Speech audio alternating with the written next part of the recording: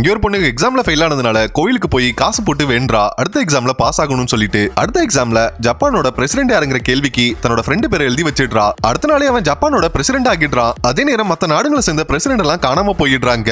ஏன்னா அந்த ஒரு கேள்விக்கு மட்டும்தான் அவ பதில் எழுதியிருப்பா. மத்த கேள்விக்கு பதில் எழுதாதனால அந்த பிரசிடென்ட் எல்லாம் காணாம போயிடுறாங்க. அப்பதான் இவளுக்கு தெரிய வருது தான் எக்ஸாம்ல எழுதுனதெல்லாம் அப்படியே மாறுதுன்னு இவளுக்கு தெரிய வருது. உடனே தான் பேப்பர் எடுத்து எல்லா கேள்விக்கும் இவ பதில் எழுதுனதும் எல்லாமே நார்மல் ஆகிடுது. அடுத்ததா மேக்ஸ் எக்ஸாம்ல ஒரு ஈக்குவேஷன் இவ தப்பா போட்டதுனால உலகத்துல இருக்க எல்லா டவரும் ஆட ஆரம்பிச்சதும் அதுக்கு கரெக்டான பதில் எழுதி அதை சரி பண்ணிடுறா. அடுத்த எக்ஸாம்ல காஸ்ட்லியான மினரல் எதுன்னு கேள்விக்கு தண்ணின்னு எழுதி வச்சிடுறா. அதனால தண்ணியோட மதிப்பு பல மடங்கு ஏறி போய் தண்ணி வியாபாரம் பண்ற இந்த பொண்ணோட அப்பா ஒரே நல்ல மில்லியனர் ஆகிடுறான். அம்மாக்கு இன்னொருத்தவங்க கூட அஃபேர் இருக்குன்னு தெரிஞ்சுக்கிட்ட இவ அடுத்ததா ஸ்பேஸுக்கு போக போற சயின்டிஸ்ட் யாருங்கிற கேள்விக்கு அவனோட பேரை எழுதி வச்சிடுறா. அதனால அடுத்த நாளே அவனை ஸ்பேஸுக்கு அனுப்பிடுறாங்க.